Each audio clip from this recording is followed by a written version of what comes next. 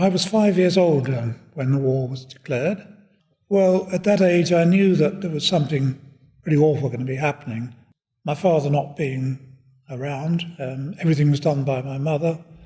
Our rations were obviously very limited. Although we lived in the country in Everston, we had to do the gardening ourselves, my brother and myself, to grow any vegetables, so that kept us going there. We kept a few rabbits. Where we lived, we had no running water in the house. We had no gas, we had no electricity, believe it or not. So we had gas lamps, or paraffin lamps rather, and any water we had to fetch from the village pump. So we used to go with buckets to collect fresh water. Birthdays and Christmases were limited as far as treats were concerned. We were making our parents, or my mother, struggle because she had so much to cope with, and we did our best to help. It was quite a sad time, I guess because my father was away. I think that being at home with my brother without a father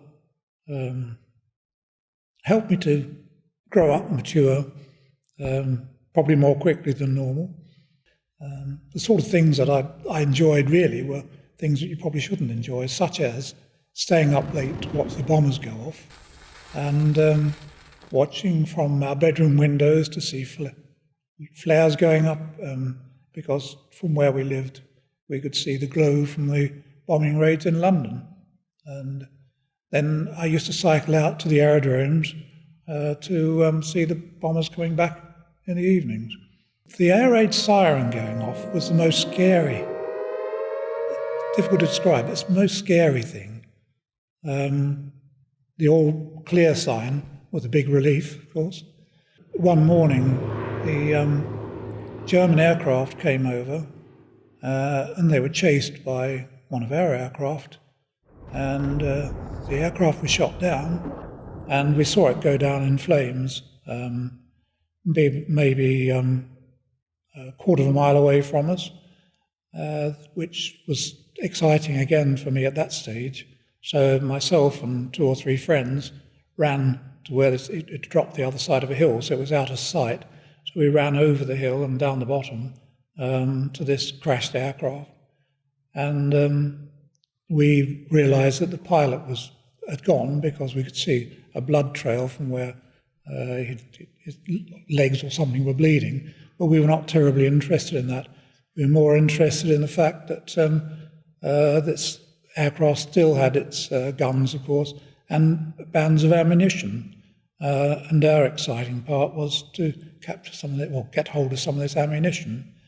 By the time we got our pockets full of ammunition, the police had arrived and troops, and they made us empty our pockets. But being intent on keeping some of this ammunition, we had our Wellington boots on, so I stuffed some into my Wellington boots. The ammunition I took home, and you probably wouldn't hardly believe this, but frightened my mother to death, because we actually removed the bullet from the casing so that we get the cap out at the end, which was the explosive part, so we could make our own mini explosives. I had the biggest telling off ever when my father came home, who immediately scrapped everything. At the end of the war, of course, it was a very exciting time for everyone. There was this feeling of relief that you hadn't got to worry about what happened during the night, because that was our big worry, what was happening. Most of the bombing raids took place in the night, and you could just relax. And also, I think probably my most vivid memory was seeing motor cars on the road, and particularly at night time, because what few cars were on the road during the war years had shields on their headlamps so they couldn't be seen from above. And immediately the war ended, people took them off, and you had bright lights coming down the road, and it was staggering. We hadn't seen this before. One of the things that, of course, we were also pleased to receive was this personal note from our King, thanking everybody.